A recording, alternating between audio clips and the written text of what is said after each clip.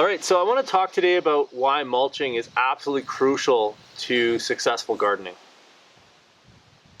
So today is not a really hot day. If it was, I'd bring out my infrared thermometer and show you, but it's not uncommon for me to bring an infrared thermometer with me on consultancies to make the exact same case I'm going to make for you guys in this video today. If you look at the surface of the soil here, we've just done a bunch of earth moving in the yard, and we're trying to establish a lawn again to create ground cover and protect the soil. This soil that's exposed is brown, and one of the ways that you can kind of predict how hot a surface is going to get is based upon its color. So a white surface is going to reflect up to 96% of the sunlight. A perfectly black surface will absorb 100% of the sunlight. Black surfaces turn the high intensity radiation from the sun into low wave radiant energy, essentially. And so this soil is acting kind of like what we would call a black body in physics. So a perfect black body absorbs 100% of the sun, and the closer you get to that black color or that black body will dictate kind of how much of that sun is getting converted from visible light into infrared radiation.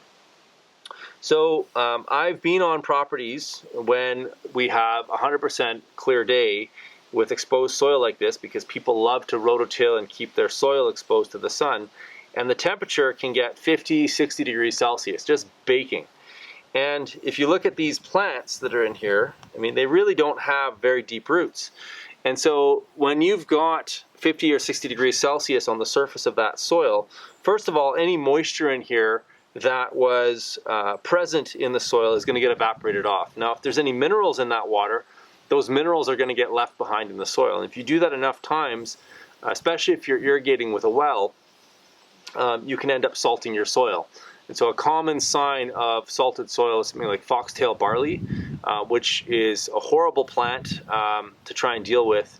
And really it's a response to irresponsible irrigation practices and a lack of soil coverage.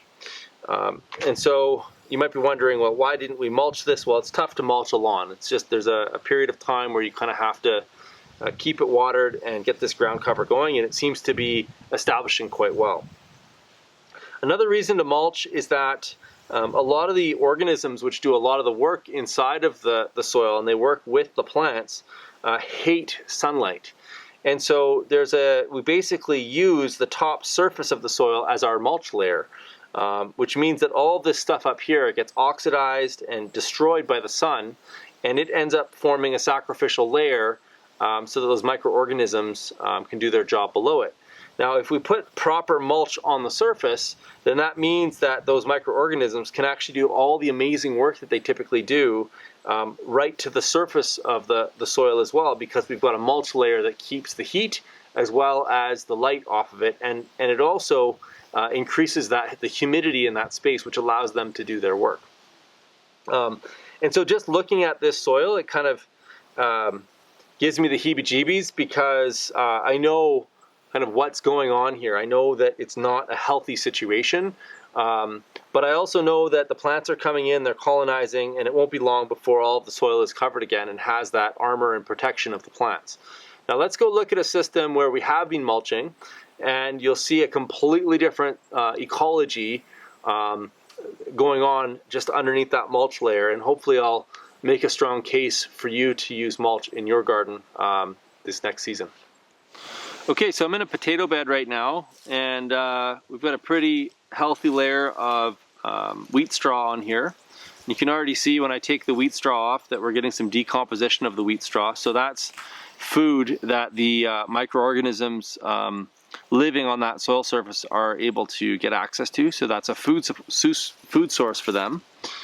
We also get the benefit of having a cover crop, because the whoever combined this wheat straw didn't get all the grains, and so those grains germinate, and these roots are sending exudates into the soil, and you can see that they're attracting microorganisms right here. We've got some Rastafarian roots going on, and so these guys are actually helping to build the soil as a result of it. And I only paid for the straw, I didn't pay for the wheat seeds, but I'm getting this benefit of a cover crop there.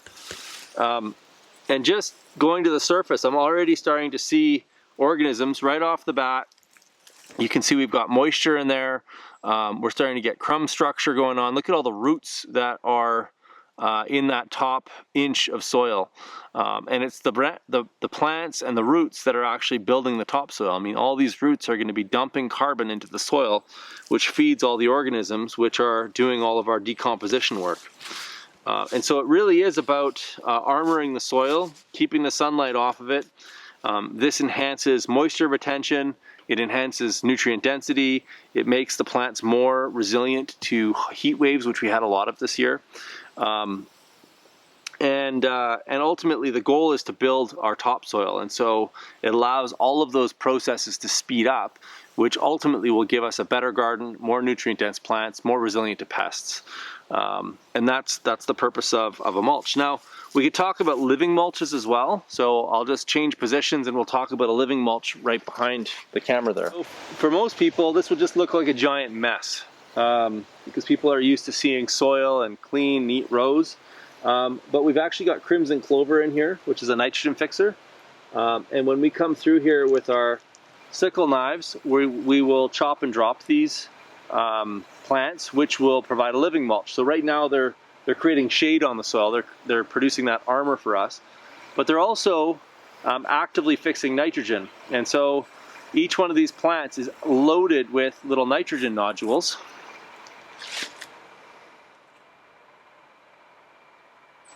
These guys right here are basically rhizobium bacteria that are fixing nitrogen from the atmosphere. And they're doing it all for free for us. And so when we come in and we cut this down, lay it down with a sickle knife, they'll drop that nitrogen into the soil, which will give a flush to all the other plants in here. So amongst the crimson clover, we've got squash and beans, peas, we've got sunflowers, and they're all in here somewhere. We just have to come in and chop some of the living mulch out, provide some light, and then also give that flush of nitrogen to those plants. And so this is an example of a living mulch or a cover crop. Over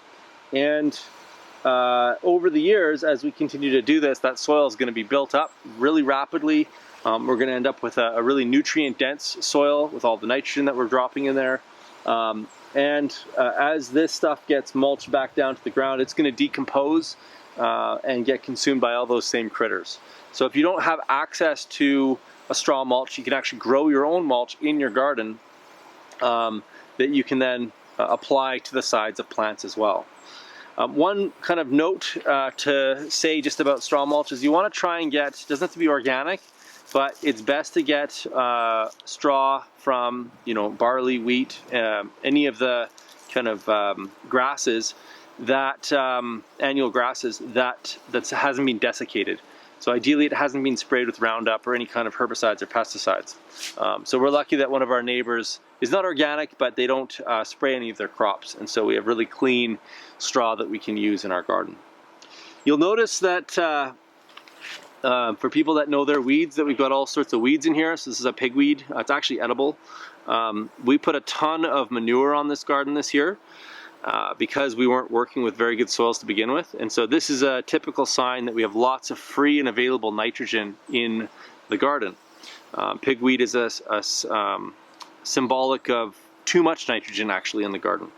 And so one of the best ways to deal with that, it's trying to deal with it itself. It's sucking up that nitrogen and turning it into its plant. So you can mulch this, but all these other plants are going to be picking up that nitrogen as well. And the goal is not to get rid of the nitrogen. The goal is to lock it up in biology so that our plants can get access to it through an interaction typically with protozoa. So protozoa is basically the nitrogen bug of the soil, and it goes around and eats microbes, and then it exudes its defecation onto the roots of plants when plants need nitrogen. So the perfect scenario is that all the nitrogen stays here, but it gets locked up in biology. And so that's going to take a couple of years for that process to happen. And in the meantime, we're going to have more weed pressure than we would typically like. Weeds are not necessarily bad. They just indicate a specific interaction going on in the garden. And so instead of getting mad at them, it's more of, it's like reading the landscape. You just want to look at the type of things that are showing up in your garden, and they give you clues as to what is needed, what's missing, the stage of succession, and how to remediate that. One of the best ways to kind of move through that system quickly is living mulches. And so if we are growing a living mulch in our garden, which we're actually going to do starting this year, as we take our garden out, we're actually going to cover crop it with a winter pea and a winter wheat and a winter rye, and maybe a couple of other biennials. I'm going to knock out a third of the garden every single year and keep it in cover crop. And then at the end of the year, I'm going to cover crop everything through the winter, because one of the kind of main principles in soil health is that you want to have as much diversity in the soil as possible, so as many different plants as you possibly can do, because the plants occupy different light zones, and they also occupy different root zones. They fix different minerals, and they all have different functions essentially. So lots of diversity. We also want to make sure that we have what's called continuous live root. And so this garden might only grow for 100 days because most of these plants are frost sensitive. But that doesn't mean we can't have other plants photosynthesizing in the spring and in the fall that are less frost sensitive. So there are all sorts of winter or spring and fall plants that are quite happy to live through several frosts. And so the ability to grow carbon in the soil is a function of how many different types of plants and layers we have in the garden or in any kind of system, how long the plants that are in the soil are photosynthesizing, and the diversity of plants, as well as the armor on the soil. And if you get all of those kind of things right, you can rapidly grow the most incredible garden soil in a really short period of time. But it's really understanding how to stack space and time and diversity to work in your favor. And if you can get that right, gardening becomes really easy. Now, this is just the first year for this particular garden, and so we've got a lot of work to do. But looking at all the different weeds and what they're telling me right now, I know we're going in the right direction, and we just have to double our efforts in getting more of these guys in the garden. And so a strong winter cover crop is going to solve a lot of problems for next season. Thanks so much, guys. We'll see you in the next video. If you have any questions, leave them in the comments below.